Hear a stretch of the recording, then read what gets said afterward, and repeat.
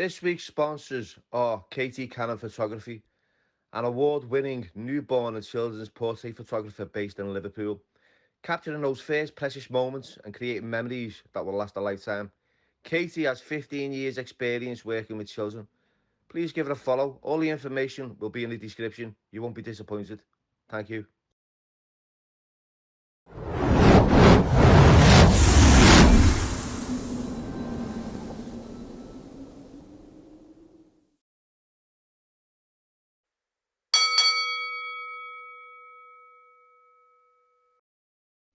Hello everybody and welcome to the Billy Moore podcast, and today's special guest is Christie from Carlisle. Zanny, tough customer. How are you, my mate? Good, mate. I'm good, Billy. Thank you for having us, mate. Thank you for coming. So, what brings me to getting you on was, I've known you for a few years, really. We spoke. True, yeah. We've never met. No. We've never met, so... Pleasure, Bill. It's right, maybe. But we've chatted for a few years. I like what you've had to say. You're quite articulate. You're outspoken, to say the least. Yeah. You'll say it how it is, which is good, and I like that. You don't beat around the bush. If you've got something on your mind, you'll say it. You don't need to hide behind anything. But what brought me to your attention recently was the fight you had with the other kid from Carlisle. That's right, yeah. Well, tell us a little bit about that, and then we'll go into your journey. And let's make sure you speak into mate, sound, Bill. Of course, well... Yeah, it all kind of kicked off between me and that other person 2 years ago. There was some mental health videos and that going about, and I challenged them. You know, in a big way. And I challenged the person that was, you know, the host of them videos, if you like. Challenged him physically, and you know, I was giving him a lot of stick. It's like I said, stuff that I won't repeat now because, you know, that fight sort of put all the grief to bed. But you know, you asked, and so I'll tell you, like, you know, and we've gone videos between me and him going back and forward for a while, and both of a threatening nature, if you like. You know, we're going to do this, that, and the other to each other, apparently. So he had a manager at the time who was, and I've got an opinion on him as well, but I'll keep that to myself. And this fella kind of contacted us and said, look, get this fight sorted with this other lad from Carlisle, get it sorted, you and him, if you've got the balls, kind of thing, and said you can have it in whatever format you want it in. So I contacted another fella who has his own shows in the northeast and said, you know, if you want to put me and this lad on your show, you know, we'll fight for free. So he said, Christie, you know, so I can even chuck a wage up for you and that. And I was like, just keep the wage, or give it to a charity or something. And I got back to this fella's manager, said I'd arranged the fight.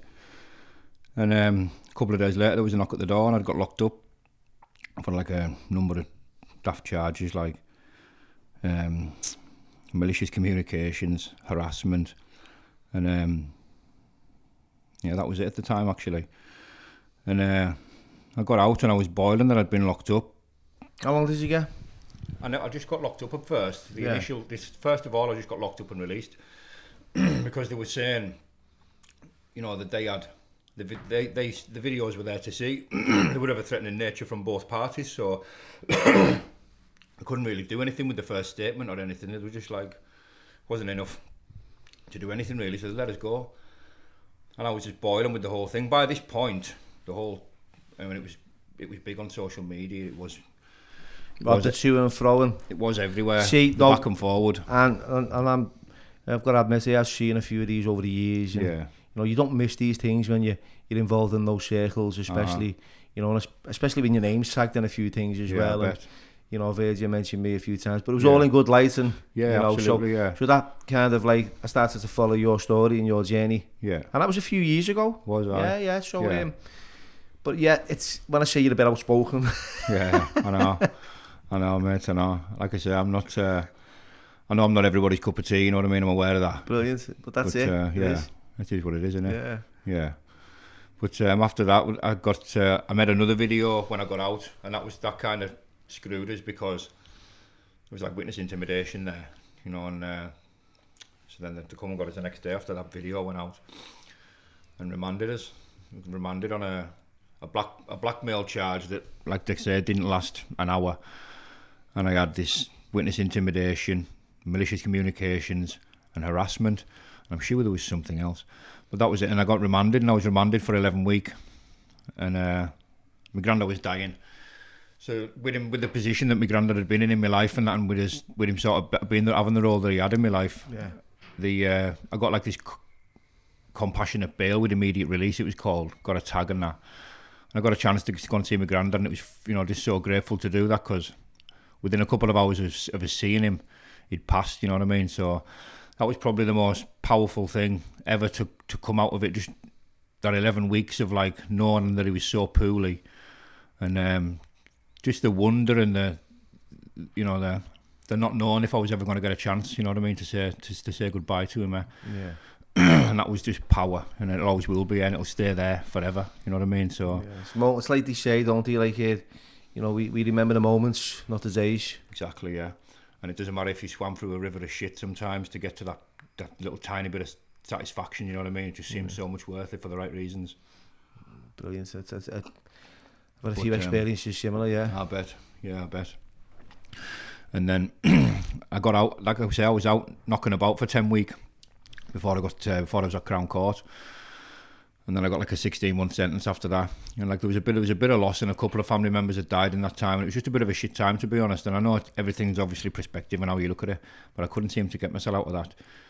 Myself just feeling like I was having a shit time, and madly enough, the day I got sentenced, it felt like a little bit of relief. You know what I mean? I knew going back to prison that time didn't feel like much of a problem. Had you been to prison before? Never been away before, no. No, so what age was you? I was 34, I think, when I first went away. Wow, it's a bit late. Well, I mean, so when I say a bit late, I went to prison at the age of 16, so that was, I probably started early, but even so, into your 30s, you wouldn't expect to be... No, it wasn't a nice time, mate, at all. No. Like, I remember, I told a bit of a story about it on the Bad Blood podcast. I remember the first day I went there, some lad winding us up all the way there, saying I was going to be cleaning this pad and that. Didn't much know what to make of it, you know what I mean? And we got there, he got up the stairs and that, and it hit us, mate. It hit us like a ton of bricks, you know what I mean? I was in the big house, and I could hear all air-wing and that, and it was just, the jail was just going divvy, and that was like, you know what I mean? I could, just mental there. And he got up the stairs to reception, and I was sort of the first one asked, and there was that, the lad was winding us up there, they just started asking us a couple of questions and that. And I felt my eyes filling up. I felt myself just totally gone. I was gone. And I just turned on this kid and jumped on him. And I had a couple of shots on him. And I got twisted right up in reception there and then. And I was screaming in pain. And that was like my first 3 or 4 minutes in reception. That was my first experience there. Just hell. And that was a mistake in itself, because everyone settled on the wing in half an hour, 40 minutes on there. And I'm down there for fucking hours getting a roasting. And that, it was just shit. And the first couple of weeks in there was shit. That sort of feeling of, you know, when your lip goes and your temper's right up to, you know it's a good time to go. That, like I said there, that only ever brushes on you now and then, that feeling when things come to a point. But that feeling, that particular feeling of boiling point, never left us for the first 9-10 days. And you know what, right, and I'll say how I see it, right, and how I experienced it and felt it myself. Underneath all that anger was just a scared, lost little kid, right? And it was like I felt really vulnerable. But I thought to myself, I'm not in the right place to be vulnerable, right? I'm not in the right place to be sensitive. And my first time in a big house, right? My feet didn't touch the floor. I was in a strip shell, right? I was telling them I'm ready to end my life the way I felt. I'm in a strip shell in Walton, and it was the most terrifying 12 hours of my life. Right, the loneliest I've ever felt. Clothes off the lot. What age? I'm 20, 21. Yeah. Just straight in. And I just thought, all this bravado and acting hard, and you shut that door, and like you said, your bottom lip's going and your eyes are watering. It's fear. Absolutely, yeah. Fear. So I can imagine what you're going through. Yeah. But at the same time, you can't be seen to be. No. An easy target in them places. And I lost it, and that happened a few times. Even when I got settled on, I got off the induction wing after a bit, and I got settled on B wing. It was Christie there, a lot of sound lads in there. Yeah. And got myself settled a bit, but there was even still 1 or 2 bad days, kickoffs and that, and I just found myself, you know, like that, crying and screaming that, and it just resorted in ripping my top off, jumping off the nets, and just wanting to fight anybody on there. The full wing locked down at one point, because I was promised this couple of quid on my phone and I never got it.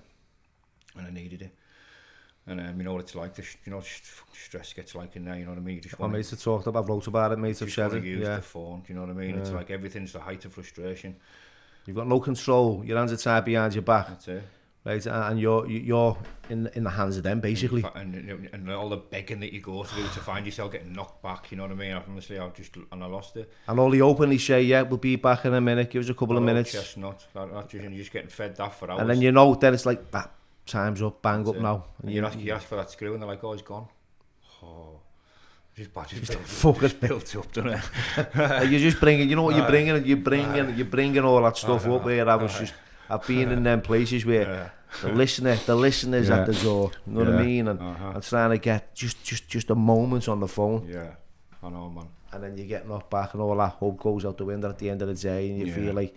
So, yeah, I understand why a lot of like kids in there do lose the plot. Yeah, I've seen it. Right. I've done it myself. That was me going in at supposedly the most mature I'd ever been at that exactly, age, yeah. you know what I mean? I wouldn't like to have been in my early 20s when I'd even a less of a grip on my emotions of what I've got now, you know what I mean? So, it wasn't a nice experience, you know what I mean? I wouldn't wish it. So do you think that changed you as a person, that sentence? Yeah, definitely, yeah, even though it was only kind of short. It was like 11 weeks and then 4 months or something like that, but it was long enough for a... Do you know what, right, and I can't be asked with people who say like, you know, it's only a little sentence or you've done this, you've done that, mate. I don't care who you are, mate. When you're banged up, you're banged up. It's the experience, isn't it? Yeah, it's the experience. You're not only banged up in a prison, but you're banged up in a prison within your head. Of course you are. Because... with strangers, you know what I mean? With strangers, and you've got pad mates. I've had bad mates. It's like like when you're sitting with someone in a cell and you're observing their behaviour. That's it, and you can smell the farts. And it's hell. The anger just... I know. I'm on the buzzer, get him out. Yeah, I've done that a few times. It just became like a constant daily battle of trying to get someone perfect, but there was never anyone, because within a day or two, you just, you know, unless they had a parcel. That's it. Well, I was lucky. I wound up with a lad sort of local when I ended up in the farms, because when I got sentenced the second time, like I say, I playing Salem for the first week or so on A-Wing, and I ended up sort of hitting a kid over some shite. Give us a load of shite and that, and just typical, lost my head again. Knew I was waiting for my Cat D because of the offence was just a Cat D. It was just like witness intimidation without violence and harassment without violence. So it's like Cat D straight away. Yeah. So where did he send you? Well, I sort of chinned this kid a week in, and then 2 days later, 2 days after that, maybe 3 days after that, they come for us and put us on a bus to Kirkham. Oh yeah. So I'm buzzing now, and I've got like I said on that with Lee on the bad blood and that. When you walk in there, it was like I thought I was at a christening. I've never actually got the been to Kirkham. It was something that it was like Eldorado. Just food and that everywhere, and that, just chips. It was mint. It was mint. The food was mint, wings and that. I couldn't believe it. But then the next day, the Nick can come through on the system, so come and got us in the morning. Took you back. Took us to Preston. So by that time, I'd done 3 jails in 3 days, and the stress was just through the roof. You know what I mean? And in Preston, that 19 days, I'm sure it was, could have been 17, I think it was 19, was probably the longest 19 days I've ever had. Being to Preston, my whole life, ever. I got shanghaied from Old Course. I refused to go. You know, it doesn't matter. You refuse, you're going, lad. Yeah. I'm not going. I remember saying I'm not going. The doors, I'm behind the door, and then there's just firms there, and you're going either. You're going either way. Oh, you gone? And I've gone. Bit a little twisted up a little bit on a sweat box, got down it, and then there's a daunting feeling of like, what are you going to expect when you get to the other end, because you've already kicked off at this end. You know, they've made the phone call saying you've got one here. You've got one here. That happened to me in Armley Leeds when we come off the roofing button. Took us to Armley, and when we got off the sweat box in Armley, there was like, it was like the tunnel of death. There was screws on the left, on the right, and there was a line of them right the way down to the segregation unit. And I shit you not, lads, I was like, as meek as you want. Shit. I'm not getting volleys all the way there. Or like getting off after it, but I thought, fuck this, mate, I'm going to get battered here. So, you know, you know when to stop. Some You people do. don't though, do they? It's like, you know. No, I knew. But yeah, I know what Preston's like. It's horrible, I mate. knew my limits in that Preston. There was a big audible screw. I'm not going to say his name, but a Oh, big shame him. audible Mr. Brown. Mr. Brown, you owl ass. What a cunt. Just a big audible bully with not nice to say to no one, just riving folk about and that for no reason. You'd be like walking in your pad and that, and it just push it on the back of the head and your pad and that, you nearly spilling your food and that. Just one of them. Just treating you like an animal. Just a dick, you know what I mean? Yeah. But like a big old unit that looked like he was full of steads and some rugby player or something. Probably one of them. I can imagine him pulling up at home and his missus and kids just like, oh, he's fucking here back, you know what I mean? Yeah. Probably hates him, you know what I mean? Because he's that much of a twat. And that's the way he is at home. That's the way it. he is at work. You know what I mean? That's I've what come I across a thought. few of my bars in my past, mate. You know what I mean? Where, you know, back in the day when I was like a young kid back in the system, it was very violent on both. Yeah, on both parts. Yeah, on both sides of the fence. To I be bet. fair, you know, they had a little team, and you're on your own. You know, so Yeah, sometimes we bring all these consequences to us. You know, without a doubt. I did anyway. Yeah, even in the darkest sort of days and that in there, I do still remember sort of having some sort of blame for myself, even though I thought the offences were bullshit, if you like, what I was in for. Some of the stuff I'd got away with over the years, you know. So, I thought I maybe did this, you know. I had sort of had it coming, if you little bit. Life's the karma Karma, and life, yeah, and life's so, one of them. It'll serve you up in the end. it does, mate, and I believe that to be a fact. Absolutely. You know, I've made Proved many. itself time and time again. I've made many mistakes, mate, and I always say I've got away with a lot, but I've ended up with severe consequences, and I deserved it. You know, I took responsibility. I was accountable. I behaved, you know, very, very differently when I'm under the influence of a narcotic. Put a substance in me. I'm not going to blame mental health and say I've done this, I've done that. It was because of my mental, mate. Yeah, I was mentally equipped, right, to go out grafting, but I was driven by a substance, and I was powerless, and I could not control. Yeah. Right, I could not control myself. I when someone said you're going to stop, I'm going, I will. I am. What's wrong with you? I don't know. I haven't got a clue, because I didn't know what was wrong with me. Yeah. So I'm just like, I just want what you've got, and if I can't get it, I'm going through walls for it. Yeah. Right, and there was no one was getting in my way, and no matter, I've been battered and beaten for just to change the way I felt. Yeah. You know, so I know. And then you sit back and you go, fucking hell, I'm not going to do that again. Bang, the next day, you're at the ground and you're running. And that was like my life. And I used to, see what's Danny, I used to sit in no cells. And I hope people who are watching this, young kids especially, or kids on the cusp of crime or thinking about going down that path, especially with the drug addiction, you know, I'm not here to tell people not to take drugs. No, it's about being careful when you do take them.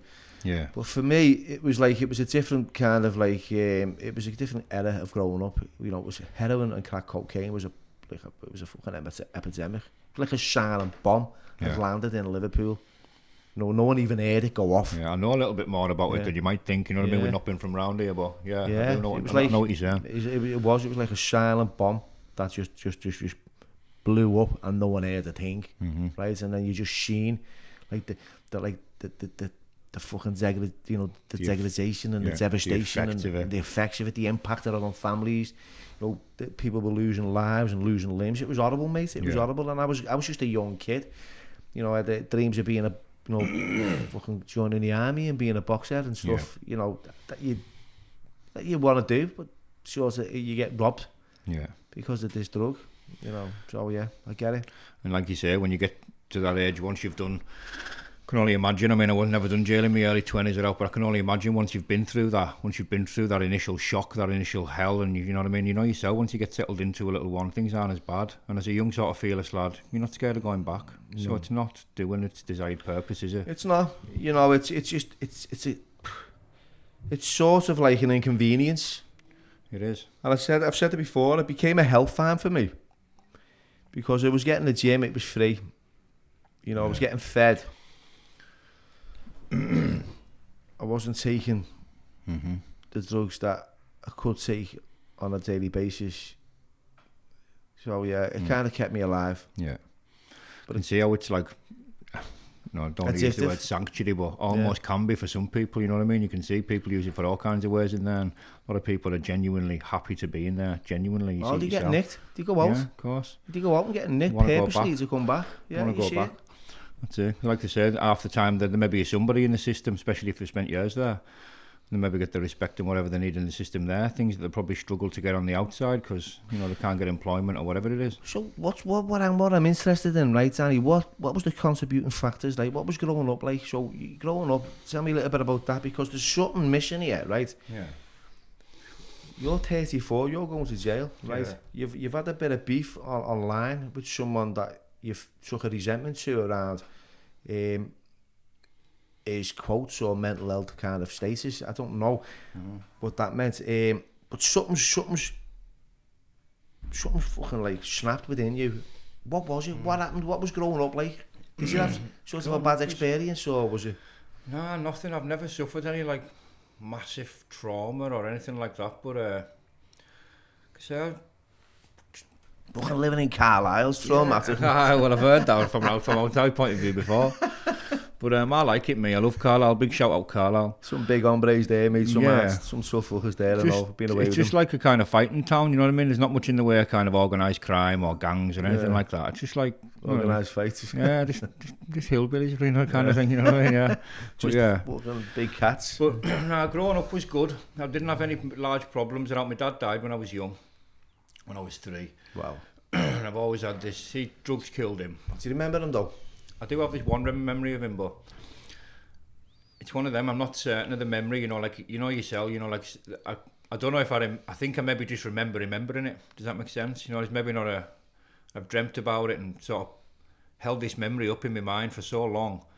I think now I sort of just remembering it. I'm not sure if it's an actual memory. I think someone said, I had the kid on the podcast the other day before we saw about the kids, and he said the memories in children are usually around between 3 and 5.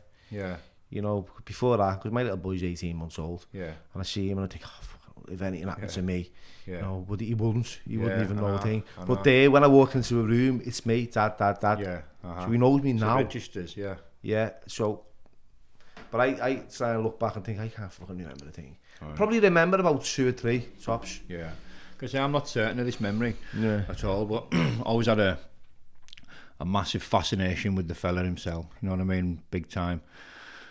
I mean, his dad come over from Ireland, I think, on his own. My granddad, when he come over on his own, I think, to work in the mines, and I think he was young. And because he was, by all accounts, a proper bastard and a mad shagger. And but he left a few. My dad had a few brothers and sisters, and big shout out Burnley, all my peeps in Burnley Wood, B-Wood, they're my people. And my dad come up on his own. in the 80s, mid-80s, early 80s, I think, because there'd been done a lot of Borstals and that. My Uncle Sean were just a bad couple, really. Drug takers, burglars, twalkers, robbers, and with everyone that I've ever spoke about him, I never really had a bad word to say about him. And I know criminals, they're not good people, are they? You know what I mean? It's not what I'm trying to say, but from a criminal's perspective, you know what I mean? He was very he was what you call a lovable rogue. You might say that. Yeah, that's what I mean. Whatever one of them is. Yeah, exactly. Yeah. But within that circle and within them people, he seemed to have a lot of respect anyway. So, like I say, I always had a big fascination with him, and I always felt there has been a little bit of a void there, because. What he will have, yeah. My granddad sort of taught us a lot of good things, but he was never big on discipline, if you like. But he never really had to be, because I would never ever disappoint a man. I would never want to disappoint, you know what I mean? So, but outside, when I was away from my granddad, I was just the cheekiest little shit about. How did his life end? Was it drugs? Drugs, yeah. Overdose? He must have only been young. 27 he was. You're messing. 27-year-old, wow. Yeah. 27-year-old, yeah. And how old are you now? I'm 30, approaching 37, so you wouldn't have even been that old now. I've nearly outlived him by 10 years. I've nearly outlived him, and I still feel like a young lad myself, in my head. He'd have been about 60 something now. That's it. Powerful, man. And I used to have this dream a lot. I used to have this reoccurring dream. I used to speak to my mum and the ex-wife when I was married about it. and it went on for years. And the age 27, when I was approaching the age 27, I knew how popular that age was to die, that 27. And Yeah, it's, Amy Winehouse, it's like, there's a lot of them, this really. club of 27, they call it. So I was a bit approaching 27. It wasn't a bit bad year. I had a real like heightened superstitious alertness about us for that whole year. But Was it an anxious year? yeah, in the June of that year when he died, sort of approaching his anniversary of his death. I mean, for years I'd had this dream on and off, and we were both on horses, gone through like a desert, and his horse was like strapped. He was like had everything on it, like either side, satchels and that, and he had like a rucksack and one of them like Indiana Jones bags and that, and like some torch, like with a flame inside it. You know what I mean? An old torch. And this reoccurring dream I had. The dream would start. We were on a horse together. We were side by side at the start, and it get further and further and further away. And I was getting himself upset because he was getting further away and shouting on him. And he stopped looking back after a while and just took off. And I was like, got lost with that dream for years. And funnily enough, it never happened. A couple of months after the anniversary of his death that year, it just stopped. It's like an abandonment. Really peculiar. It's one of abandonment and then longing, because it's. Yeah. I remember like when I was a young kid, my dad, I don't know why he used to do it. Like we were only like 3 or 4, 5 at tops. You know what I mean? Yeah. We used to run. He used to take us little walks in the woods, and then he'd go and hide. Yeah. And just leave us. Right? So I just remember this overwhelming terror. Yeah. You've been lost. Of being left alone. Yeah. Right? And abandoned. Mm-hmm. And you know the panic. Yeah. Where are you? And he's just behind the tree, finding it funny. I'd probably do it now with my little one. I know what you mean. Trying to, but not knowing that, it was horrible. You know, so when you just said that about your dad going in existence, it's like the feeling of being abandoned. You know what I mean? The sort of assumption that I come to after a while, reading a few books, dictionary dreams, doing research on the internet and that, I just come to the understanding and the belief that, that was him just going ahead first, and he had everything. That's a good way of putting it. He had everything on his horse and he had the fire and whatever because he's going to make it cushy for me when I get there. Brilliant. You know what I mean? And that's how I see it and that's how I look and that's how I've left it. Yeah, I'll leave it that way. That sounds like a perfect ending to a dream that could have turned out any other way, really. Well, that's it. And I'll see him again one day without uncertainty, you know. So you've had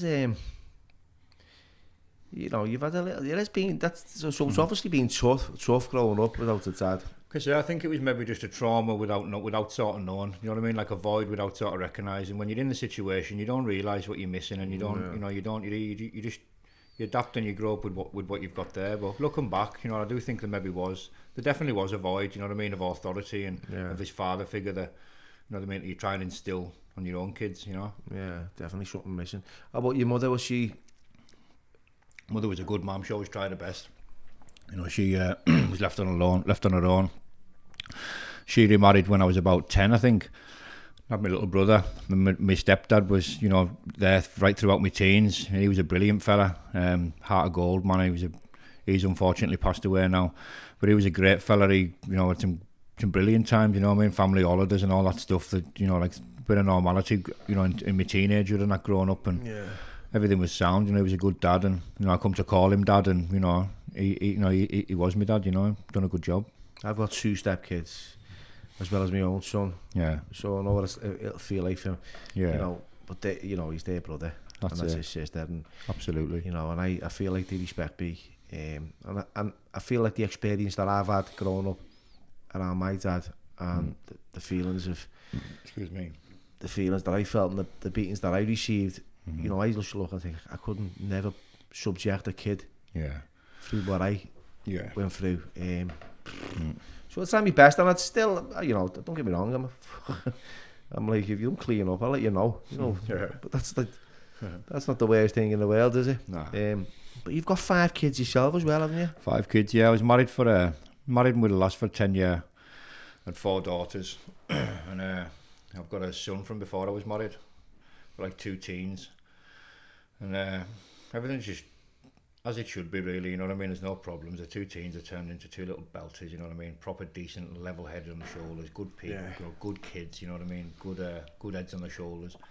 Couldn't be any more proud of them the way they've turned out. And my son's mother's, she's married. She's been married a while, and his stepdad's, you know, he's a good guy and all. And I see my son once or twice a week, so I still have plenty of influence of him and see him every week. And like my girls, I see them 2 or 3 times a week. So things couldn't really be better. As a dad, as a part-time dad, if you like, things couldn't be any better. Yeah. So these 2 years, right? Because it sounds like there's a bit of turbulence. It's the 2 years, isn't it? The last 2 years just went tits, yeah. Is there anything that's happened to you in? See, I don't want to speak out of turn about anyone, and we don't. No. We're not. I said that to you before. We're not here to. Absolutely not. No. You know, it's not anybody down. No, and it's not about like clout chasing and. Absolutely not. We're just here to talk about what's going on and what happened and where that. So them 2 years, right? What do you think contributed to the way you saw your outlook on life was? Get a little bit forward. Yeah, mate. Well, initially, I just decided, you know, to do this thing. We've gone there, you know. Yeah. I took it upon myself, and after a while, you know, up until that fight, there was this just enormous burden. You know, Did you just dislike this kid? Yeah, disliked him a lot. Strongly disliked him a lot. There's talk of us once upon a time being friends and that, and sharing gyms and that. We've never been friends. We passed each other in the street and nodded heads. You know, it's about you've been civil, friendly as it's ever go. And as soon as he opened my mouth, I just felt like it was on this collision course. You know what I mean? I knew what sort of type of person he was and that he'd want to fight us. You know what I mean? Did you ever feel like threatened because of his size or because of his reputation? Was that maybe the way you felt, or was it? No, I'm just trying to paint a picture. No, not really. I didn't feel physically threatened. I mean, I knew he was a physical threat. Yeah. Do you know what I mean? But I never felt like I was ever gonna give him an inch or show him, you know, that I was bothered or. No, just wasn't. But like I say, the second I opened my mouth, I always thought this fight is going to happen. Yeah. And even when it never happened and I ended up in jail and that, it still was never off my mind. Even with like legal restrictions and restraining orders in place, you know.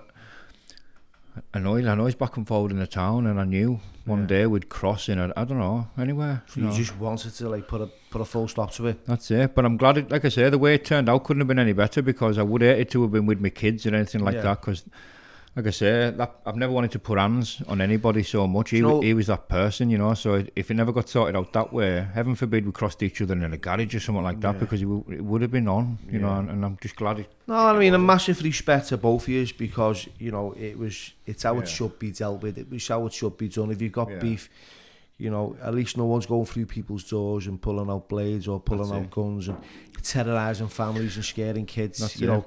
You know, it sounded like, you know, probably personally, I wouldn't be doing it that way myself. No, and I wouldn't promote that either. No, but it is our way of doing it. It's one way of sorting it. It is, and I hear a lot of people, and I know there's people out there, and I know an individual out there who shouts the odds off constantly. He's going to do this, and he's not going to do nothing. Mm-hmm. He'll never do anything, right? But you and this kid got it on. Yeah. Shook hands after it, I'm assuming. Yeah. And dealt with it. And I seen the video and I thought, you know, to you both. Yeah. Credit to you both. You know, it was a tough fight. It was. And when you're not fit, right, and all that's going on, and there's no edits, and you're going for it. Yeah. Like you're gassing. You know what I mean? And every punch, you know, you are feeling it, mate. I don't care how fit you are, right? If you've been running up fucking Evan Hills or sprinting, it does get you.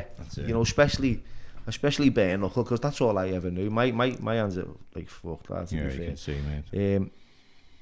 So I know what it feels like to get a solid knuckle. That registers, doesn't it? It does register, and there's no cushion, there's no glove, there's nothing padded, and it cuts. You know, I've had elbows, I've had a lot on my face. It's not. You know, obviously, I'm not fucking the best looking hombre on the planet.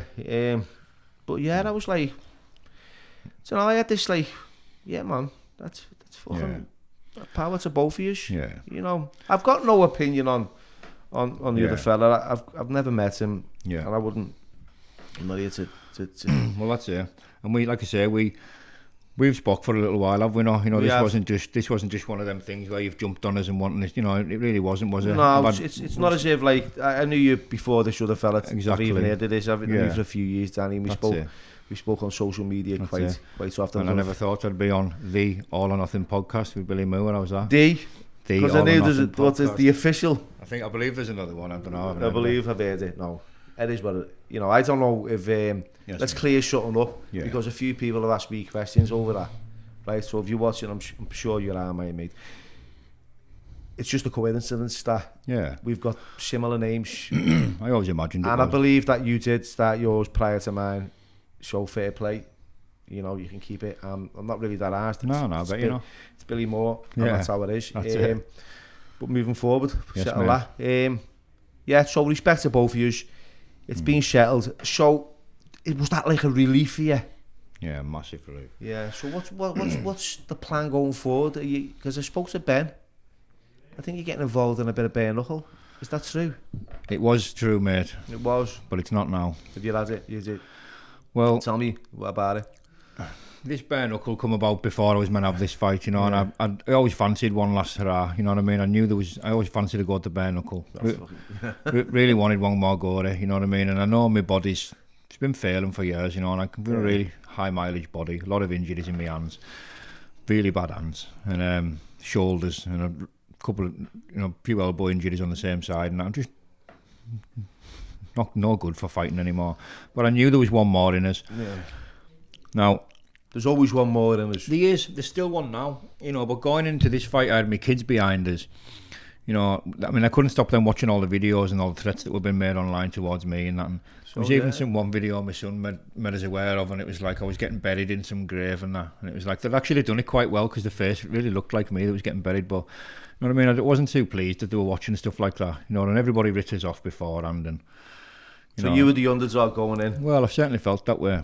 Yeah. And all this, like I say, I just carried that around for ages, carried that around for 2 years, wanting to put hands on him. And like I say, that day, it did feel like a bit of an exorcism, you know, because regardless of the way I went on after the fight, you know, when I'd settled down and come back down to earth on the way home, you know what I mean, there was a real unburden, and I couldn't, the feeling was gone, you know, that resentment was gone. Yeah. Of course I still have my own opinion, Bill, but I keep that to myself. And you know what, right, and like they say, mate, opinions are like arseholes.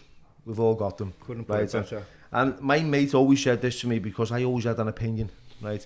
But I'd share my opinion with everyone and look for allies, you know. Yeah. Look for allies. And if I had a mate, I had loads of misguided loyalty as well. Yeah. If you had a resentment with someone, then I disliked them as well. Yeah. It was misguided. A lot of that goes on all the time, everywhere. And people don't get it, right? So like, it's like my mate said, "Oh, I don't like him. I don't fucking like him. I don't know him." That's it. And then I've met him. But he's the best. You. Yeah, but then I've met him, and he's the best person you could even ever chat with. And that's just, but it's fine. It's fine for you to like two people that don't like each other. You know what I mean? There's nothing wrong with that. You know what I mean? That's definitely. And you learn, like I said, it's come to me a lot.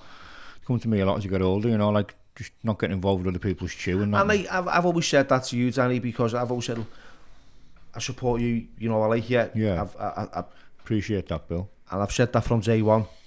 But I'm not aligning myself in that area. Oh, no, absolutely not. Because I don't feel it would be fair. No, it wouldn't without having my kind of shit down. It's just. Listen, I've done it before, lad. It's fucking heavy. And you're not expected to, and know what you're doing and the way you're handling it's just right. And like I say, I chose to come on here for a reason. I did have plenty of offers, Bill, and I just wanted to come on here because I knew I'd feel comfortable chatting with you. Excuse me. I'm glad you do, to be fair. Once it's put to bed for me, you know, it really is going to be put to bed. Yeah. I'm not interested in milking it and dragging it on and doing further podcasts or bouncing about from another platform and that. I'm just not interested. You know what? And I don't think it'd do you any favours, to be honest. I've sat here, right, and I've sat at home, and I'm going to be honest, I've looked at like other channels and I thought, how come they've got more views? And I've been scratching my head, and then I've looked why and how.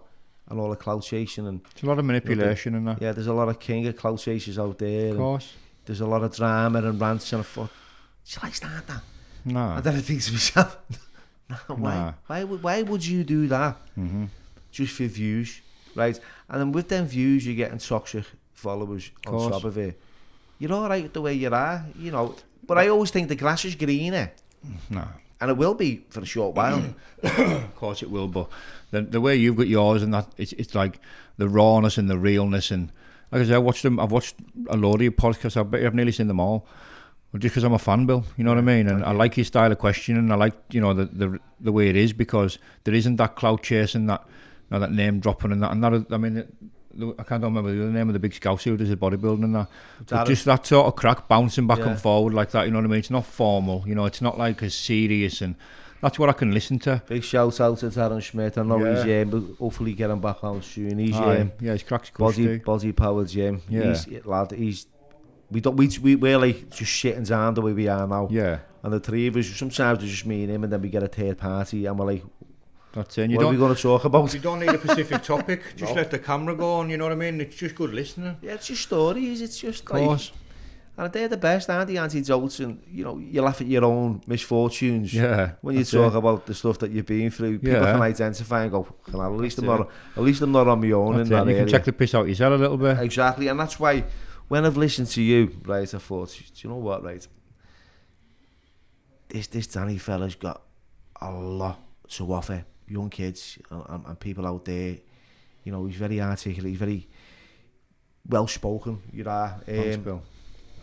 And I like the way you deliver stuff, but then I think you dig yourself when you're at the bevies or whatever and you're kicking off. I've seen one of them, mate, where you and it had me laughing. I couldn't stop watching it when you chop off and you must have been in some rage. I think I remember that one actually. I'm this and I'm that and I'm thinking, oh mate, this kid is going out. He's a bit unstable there, mate. Yeah, definitely, right. But then we were in contact as well, and I don't know. I just felt for you. You know what it did? It reminded me of myself. Yeah. Now, what I'm saying is, back then we never had social media. Yeah. Right. So well, I can still remember that. You know what I mean? So them days of like no social media and no platforms means I was doing that in the street. You know, and I'm just grateful no one's got a camera out now, flashing me and putting me on. You know. Yeah. And you know, I think it's you know, I don't know. So what is it that you plan on doing then? So if you're not going to do the bare knuckle stuff? Because I haven't got the backing of my kids anymore to do that. You know, I wanted to, but then when I come back from that fight, my kids, especially my youngest, was traumatised. You know what I mean? Like I said, I had to watch that live. I never found out they were watching it live till I was like 5 minutes off. I was just heading to the spot, and they were like, you know, with the phone call, like, you know, it's going live on Insta and that in 5 minutes and that. So was this live? The fight going live, yeah. So then, and she, you know, the ex-wife's like, we know we've all got it on the big screen. Yeah, man. It's all right, Bill, is it? We should be fine. Well, aye. So, like I say, they were all watching it on the big screen, and that did give us more power, give us more drive. For whatever reason, I just harnessed it so well that day. I knew I couldn't get fit on 6 days, but the psychological preparations, it couldn't have been any better, you know, on 6 days. But when I got home, I was in a bit of a state, and the kids were, you know, they didn't like it. They didn't like watching it, you know. And even though I had the full backing going down there, which was powerful in itself. But now, especially my teens and that, and I'm just knowing the fact that I haven't got the backing in doing this bare knuckle, you know, even though it's a good platform, and you know, I'm still thinking that I've got plenty left in the tank and all that.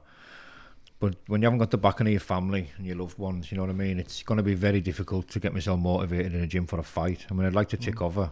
Always. So did you think you were physically, obviously, was you training? At the time? Yeah. Nah, I was just ticking over. I mean, you know what it's like.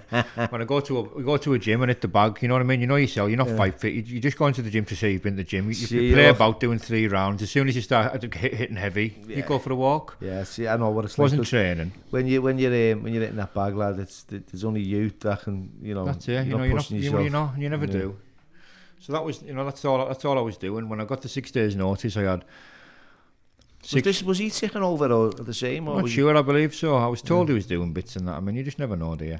No. You just never know. I mean, and like I say, taking that in there was real power. I took everything in there. I had the backing of my mother, you know, and all my kids. You know, they all knew I couldn't stop watching the videos. You know, and they had that much emotional investment in it as well. You know what I mean? And I think the outcome and me getting back, I could see it was a little bit of trauma for them. Yeah, because you looked a mess. Both of you did. That's it.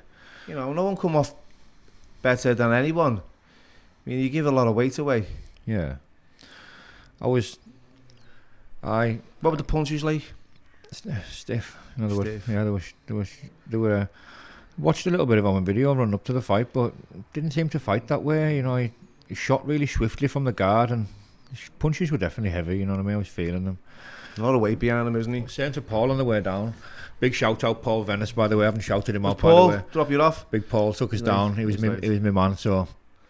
I like Paul. I like Paul. I was wrapping myself up on the way down. Well, 5 minutes off, and I started like going, like punching myself, and I proper cracked myself, Bill, right? And I actually flashed myself, and I nearly shit my pants, thinking like, if I can't even check my own punches here, do you know what I mean? And I got, then I had a bit of a word with myself and sorted myself out, but that's true, you know what I mean? I really did flash myself in there on the way there, and I think it might have just been the shock that I needed, you know what I mean? But it's definitely true, you know, that happened.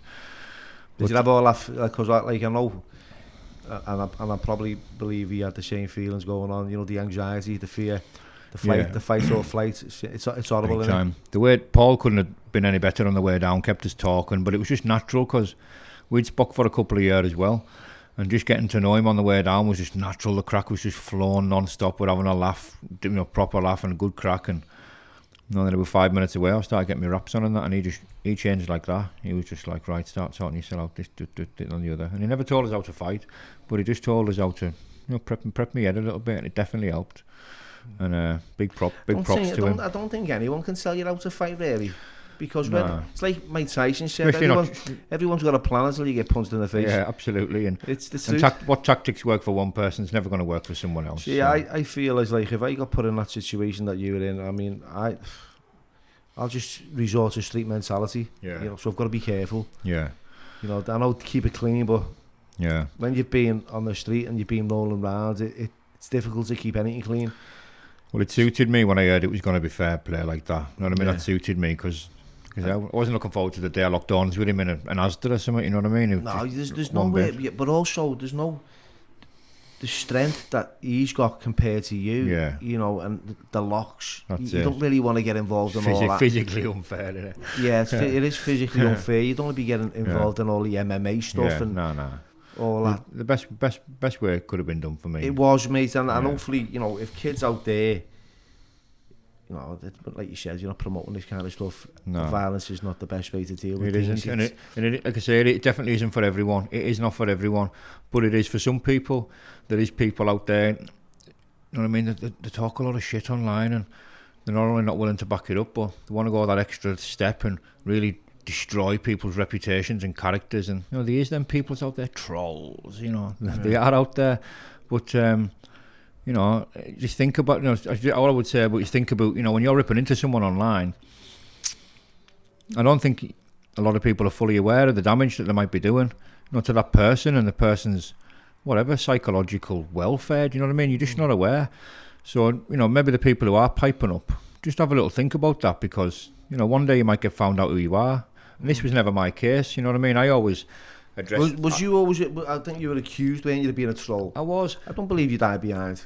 I only ever addressed one person from, well, two people actually linked to the same person, but from my own identity, you know, from a camera, you know, my own identity. I never hid behind any accounts or, you know, anything like that. So, but I'm just saying, for those people who are like that, you know, you might just get found out one day and someone might put it on your toes, you know. So, like I say, you never know how much you might have upset someone.